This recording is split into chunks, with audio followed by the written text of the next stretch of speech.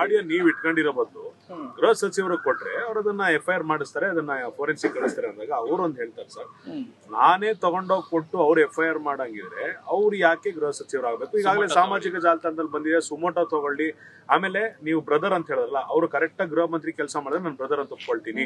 ಆಯ್ತು, ಸೋಮೋಟೋ ಅಂದ್ರೆ ಅವ್ರು ಹೇಳಿರೋದಕ್ಕೆಲ್ಲ ನಾನು ಸೋಮೋಟೋ ತಗೊಳಕ್ ಹೋದ್ರೆ ಆಯ್ತು, ಇದ್ರೆ ನೀವೆಲ್ಲ ಹೇಳಿದ್ಕು ಸೋಮೋಟೋ ತಗೊಳಕ್ ಹೋದ್ರೆ ನಂದು ಅದೇ ಕೆಲಸ ಆಗ್ತದೆ. ಈಗ ಸೋಮೋಟೋ ಯಾವಾಗ ತಗೋತೀವಿ ಅಂದರೆ ಯಾವಾಗ ಪ್ರಕರಣಗಳು ಗಂಭೀರವಾಗಿದೆ ಅಂತ. ಈಗ ನೀವು ನಿಮ್ಮ ಪ್ರಕಾರ ಗಂಭೀರವಾಗಿದೆ, ನಾವು ಪರಿಗಣಿಸ್ಬೇಕು ಅಂದರೆ ಕೊಡಿ ನಮಗೆ, ಯಾಕಂದರೆ ಸೋರ್ಸ್ ನಿಮ್ಮ ಹತ್ರ ಇದೆ ಅಲ್ಲ. ಈಗ ಸೋಮೋಟೋ ತಗೋತೀನಿ, ನನಗೇನಿಲ್ಲ, ಬಟ್ ಅವರೇ ಬರೋ ಸೋರ್ಸ್ ಕೊಡಬೇಕಲ್ಲ ನನಗೆ, ಯಾಕಂದರೆ ಅವ್ರು ಬಹಿರಂಗ ಮಾಡಿದ್ರು. ನಿಮ್ಗೆ ನೆನಪಿದ್ರೆ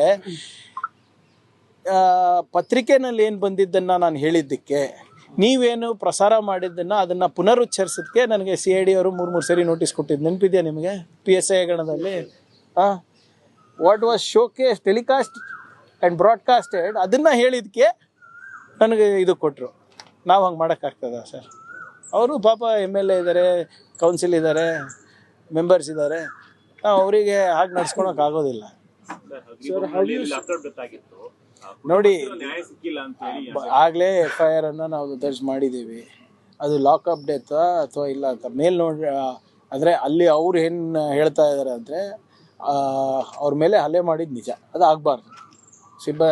ಪೇದೆ ಏನು ಕಪಾಳಿಗೆ ಹೊಡೆದಿದ್ದಾರೆ ಅಂತ ಹೇಳ್ತಾ ಇದ್ದಾರೆ. ಅದಾದಮೇಲೆ ಅದು ಆದಮೇಲೆ ಸ್ಟೇಷನ್ ಬಿಟ್ಟು ಹೋಗಿದ್ದಾರೆ. ಅದು ಅಲ್ಲಿ ಏನೂ ಆಗಿಲ್ಲ ಅಂತ ಮಾಹಿತಿ ಬರ್ತಾಯಿದೆ. Put it to enquiry. ಆಮೇಲೆ ಅವರಿಗೂ ಕೂಡ ಸಸ್ಪೆಂಡ್ ಮಾಡಿದ್ದೀನಿ.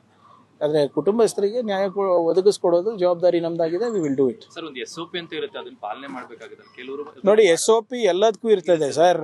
FIR ಮಾಡೋದಕ್ಕೆ ಇರ್ತದೆ, ಯಾರಾದರೂ ಬಂದು ವಾಲಂಟ್ರಿ ಡಿಸ್ಕ್ಲೋಸರ್ ಮಾಡಿದ್ರೆ ಅದಕ್ಕೂ ಮಾಡೋದಿರ್ತದೆ. ಕೆಲವು ಸಂದರ್ಭದಲ್ಲಿ ನಮ್ಮವರೇ ಅದನ್ನು ಮಾಡೋದಿಲ್ಲ, ಅದಕ್ಕೆ ಕೂಡ ನಾವು ಕಾಲಕ್ಕೆ ಆ್ಯಕ್ಷನ್ ತೊಗೋತೀವಿ. ಈಗ ಅದಕ್ಕೋಸ್ಕರ ಅಂತಲೇ ನಾವು ಟ್ರೈನಿಂಗ್ ಸೆಷನ್ ಅಟ್ಲೀಸ್ಟ್ 6 ತಿಂಗಳಿಗೊಮ್ಮೆ ಇಟ್ಟಿರ್ತೀವಿ. ಅದನ್ನು ಕೂಡ ಏನು ಲೋಕಲಲ್ಲಿ ಎಲ್ಲರೂ ಪರಿಚಯ ಆಗಿರ್ತಾರೆ, ಮಾಡಿರ್ತಾರೆ ಅಂದ್ಬಿಟ್ಟು ಸ್ವಲ್ಪ ಒತ್ತಡಗಳ ಮೇಲೆ ಕೆಲಸ ಮಾಡ್ತಾರೆ. ಅದಕ್ಕೆ ನಾನು ಭಾಳ ಸ್ಪಷ್ಟವಾಗಿ ನಾನು ಮೊದಲನೇ ಮೀಟಿಂಗ್ನಲ್ಲೇ ಹೇಳಿದ್ದೀನಿ, ಯಾವುದೇ ರಾಜಕೀಯ ಒತ್ತಡ ಇರಲಾರ್ದೆ ನಿಷ್ಪಕ್ಷಪಾತವಾಗಿ ಮಾಡಬೇಕಾಗಿರೋದು ನಿಮ್ಮ ಜವಾಬ್ದಾರಿ. ಯಾರಾದರೂ ಬಂದು ಕಂಪ್ಲೇಂಟ್ ತೊಗೊಂಡ್ರೆ ಕಂಪ್ಲೇಂಟ್ನಲ್ಲಿ ಏನಿದೆ ಅದರ ಪ್ರಕಾರ ನೀವು ತೊಗೊಳ್ಬೇಕು ಹೊರತು ನೀವು ನಿಮ್ಮದಾದಂಥ ಒಂದು ಡೈಮೆನ್ಷನ್ ಆಗಲಿ ನಿಮ್ಮದಾದಂಥ ಒಂದು ಮಿರ್ಚ್ ಮಸಾಲ ಹಾಕಿ ತೊಗೊಳಂಗಿಲ್ಲ ಅಂತ ಕೂಡ ನಾನು ಅವರಿಗೆ ಆಗಲೇ ವಾರ್ನಿಂಗ್ ಕೊಟ್ಟಿದ್ದೀನಿ. ಸೊ ಇದನ್ನು ನಾವು ಸಂಪೂರ್ಣವಾಗಿ ತನಿಖೆ ಮಾಡಿ we will ensure that justice ಇಲ್ಲ.